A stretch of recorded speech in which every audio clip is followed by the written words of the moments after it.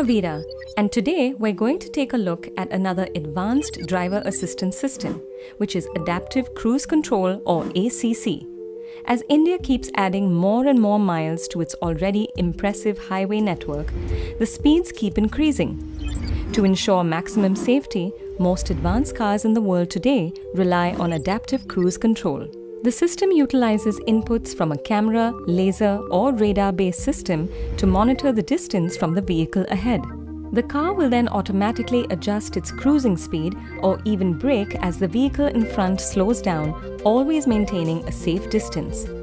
Adaptive Cruise Control is available as a part of the all-new MG Gloster's advanced driving assistance systems. I will see you later with more information on advanced driving assistance systems.